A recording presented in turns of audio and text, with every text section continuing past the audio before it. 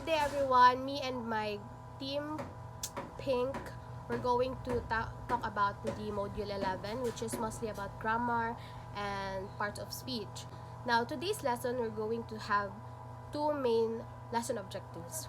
One, to describe how sentences are structured, and two, to give the main points of the grammatical rules and parts of speech. Thank you. Now I will be talking about grammar. So what is grammar? Think of grammar is like a set of rules on how we put words together in a sentence so that it will make sense. Just like how we follow rules in games, grammar helps us follow rules in language so that others can understand us easily. Now, imagine sentences are like stories and words are like building blocks. Grammar helps us know where to put these building blocks in the sentence so our story makes sense. It's like putting puzzle pieces in the right places to show us the whole picture. Now let's take a look at the different parts of a sentence. Every sentence has two main important parts: the subject and the predicate. Subject is like the star of the show. It's the main thing that the sentence is about. Usually, the subject is a noun, which is a word that names a person, a place, a thing, or idea. For example, in the sentence, Sarah loves pizza. Sarah is our subject in there. Predicate, on the other hand, is what the subject is doing. It tells us about the action. In the sentence, Sarah loves pizza is the predicate. Loves is a verb, which is a word that shows an action. Let's put it all together in a sentence then. The cat jumped on the table. The cat jumped on the table. So the cat is the subject, which is the noun. Jump is the verb, the action. On the table is the predicate, telling us where the cat jumped. To wrap it up, grammar is like the rules of how we build sentences. It helps us put the words in the right places so that our sentence makes sense. We use nouns for subjects, verbs for actions, and different types of sentences to say what we want in different ways. Now moving on, there's these parts of speech, which are the categories into which words are classified based on their grammatical functions and roles within sentences. They help us understand the role a word plays in conveying meaning and structuring sentences. Now let's listen as my group members individually discuss about the 9 main parts of speech. Articles is a word that is used to indicate that a noun is coming. So articles is a type of determinant. They function like adjectives as they modify the nouns in the sentence. The articles are a, an, and the. A and an is used only for singular countable nouns. We can use a if the word starts with a consonant letter, and an if it starts with a vowel. The examples of a is a book, a car, or a cat. And the examples of an is an apple, an accident, or an octopus. The in the other hand, can be used in any countable singular and plural and any uncountable nouns. It is also used if we are talking about an unknown or a specific object. Examples. Yesterday, I bought a blouse and a skirt. The blouse was surprisingly cheap, but the skirt was more expensive. The movie is beautiful. Can you please give me the books in the table? I could tell you to meet me at the top of the Empire State Building.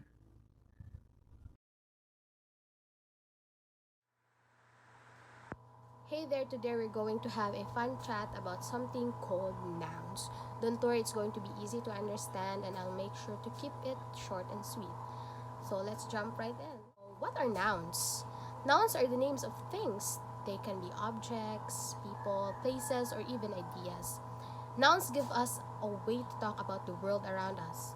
Let's take a look at some of the examples. Objects. Think of things that you can touch, like book, ball, or phone. Now, people. These are the names of individuals like Sarah, Alex, or Henry. Places. These are names of locations, such as park, school, or beach. And ideas. These are the name of concepts like freedom, love, or knowledge. Now, there are two kinds of nouns we need to talk about. These are proper nouns and common nouns.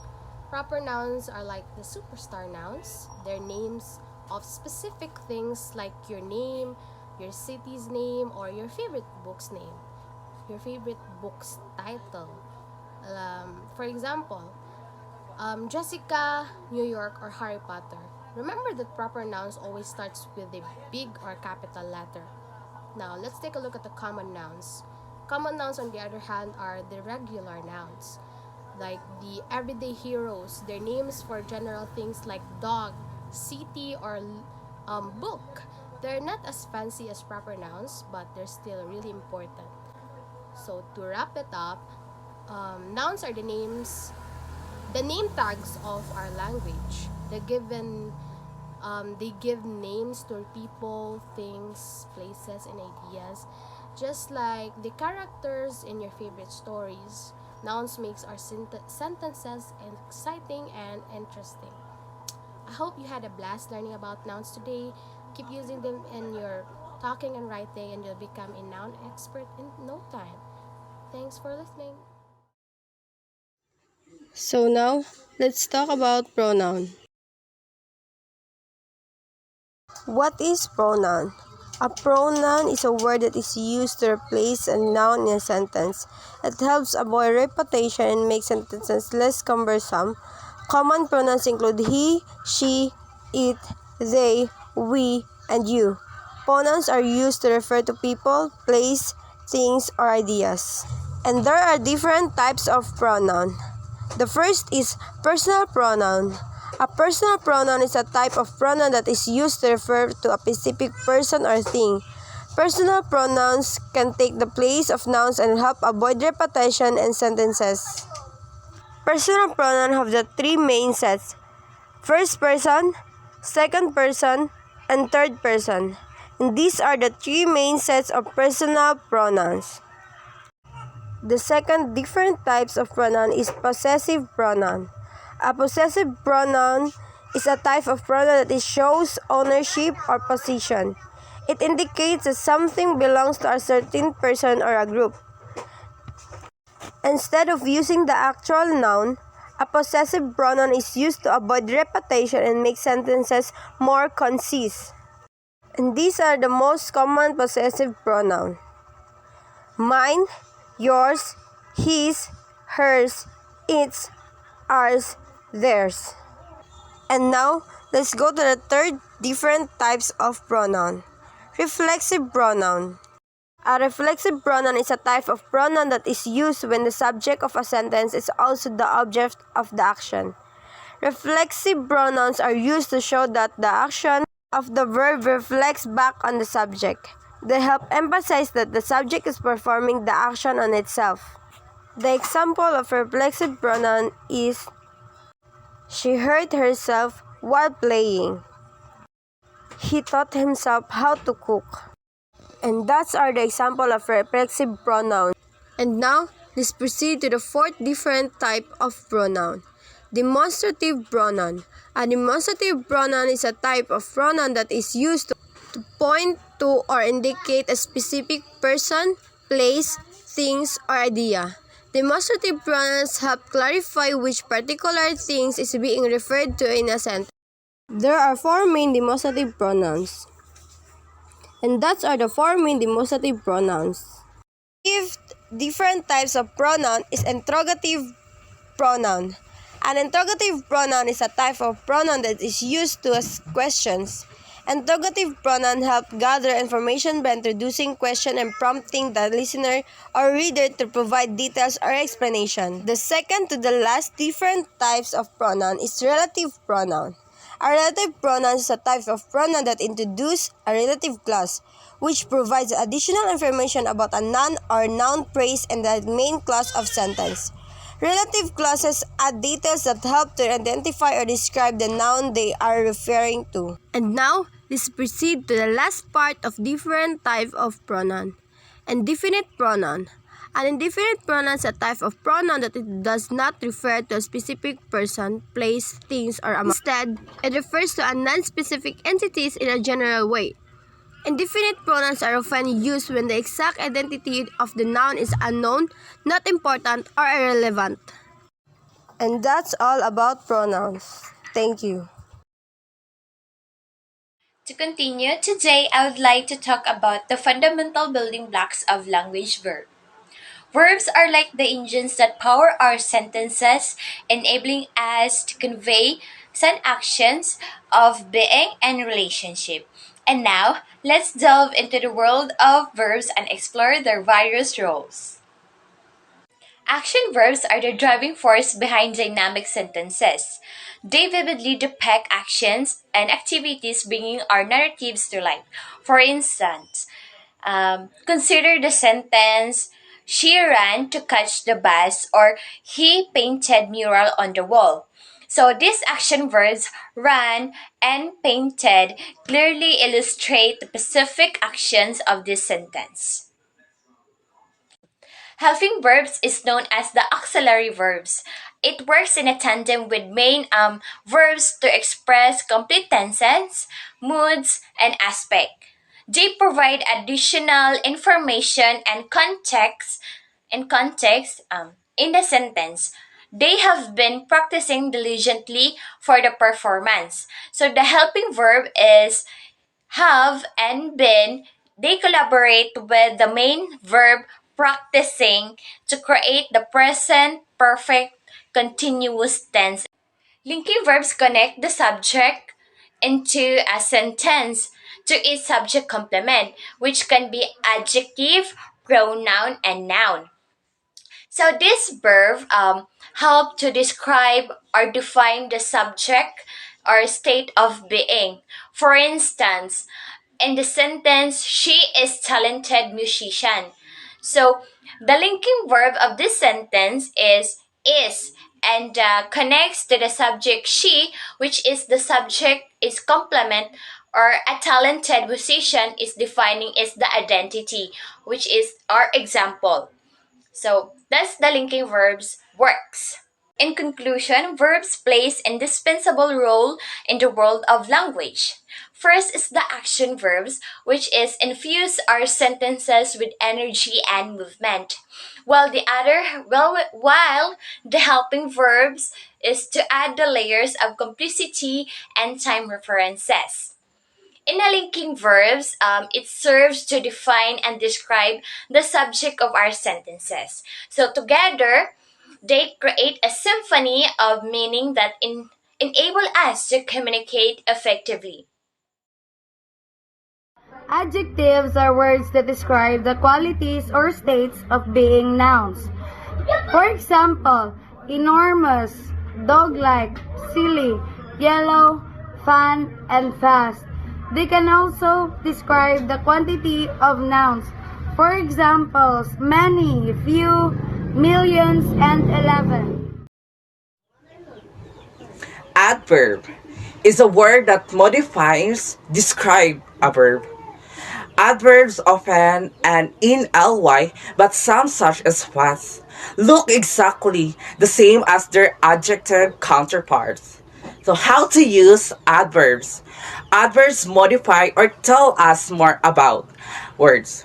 Usually, adverbs modify verbs telling us how often, when, or where something was done. So, and also, there are 7 types of adverbs. They are adverbs of frequency, manner, time, place, degree, and evaluation, and conjunction adverbs. What is practices?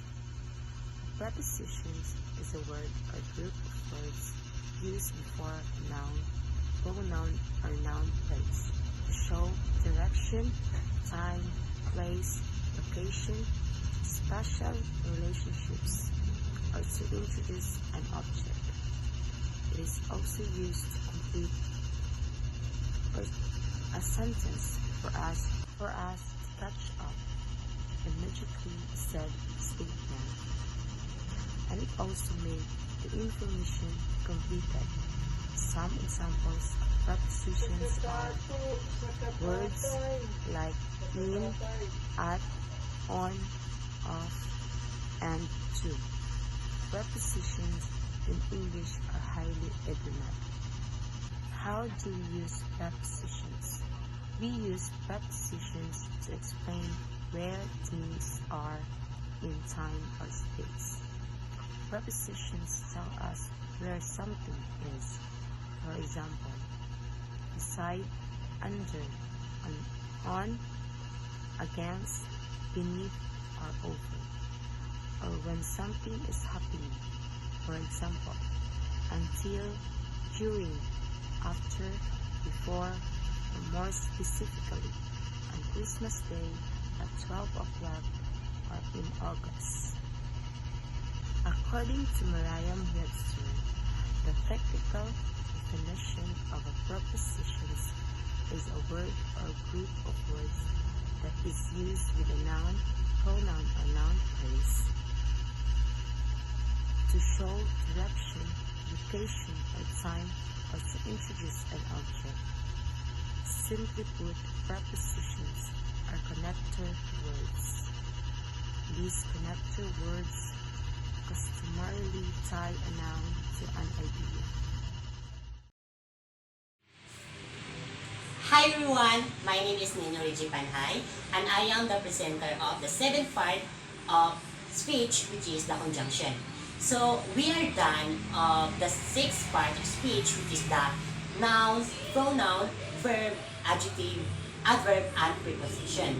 So now we are going to tackle about the 7th part of speech, which is the conjunction. So what is a conjunction? So conjunction is a word that joins word of sentences. So what do we mean about joins? It means that they connect two or more words and two or more sentences. Like for example, Anna and Elsa are sisters. So in order to connect the two words, we use the word and. So that makes the word and makes a conjunction. And one more example, 3 and 3 makes 6. So the word and is a connecting word of 3 and 3 makes 6. So the word and is a connecting word, so that means that the word and is a conjunction. And how about the sentences? So like I'll give you some examples. So Anna is a princess, Ariel is a princess. So if we connect that two sentences, it can make Anna and Ariel are princess. So the word and is a conjunction because it connects two words and two sentences. So if you think that the word and is the only word of conjunction, then you are wrong because there are six more conjunctions words. And now I am going to give you some examples, so by that you have knowledge what is the 6 more conjunction words. So the first one is I studied my lessons for I want to get a high grades. So for is the conjunction because we can use it as a reason why or we studied my lessons. And the next example is he is handsome and kind. So we are done about the and conjunction. So let's move on to the next example of conjunction words. The next example of conjunction word is I can write a story nor a poem. So the nor is used to convey that I don't have talent in writing and story and a poem. The fourth conjunction words is the word but. Like for example, Anna practiced hard but she didn't get the trophy. The but is a conjunction word because but is telling that Anna practiced hard, still she didn't get the trophy. And the fifth conjunction word is the word or. Like for example, do you want phone or laptop? Or is a conjunction word because it's used for two choices. And the sixth conjunction word is the word yet. Like for example, I studied hard yet I didn't get the passing score. Yet is used to convey that even I studied hard, I still did not get the passing score. And the last conjunction word is the word so.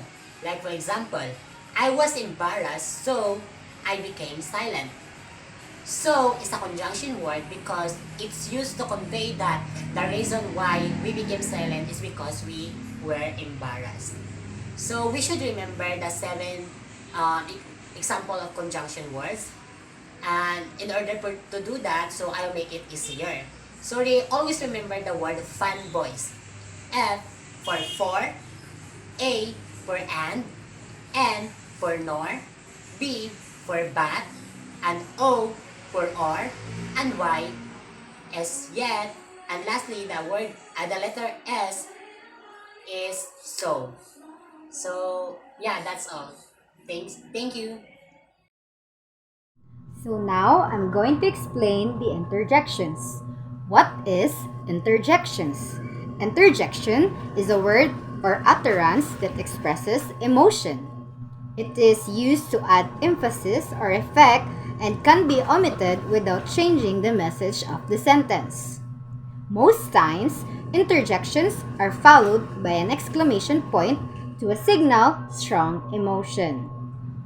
For examples, wow! Lisa is looking gorgeous. Hooray! Our team has won the match. Hey! Are you serious? Alas, John's father died yesterday.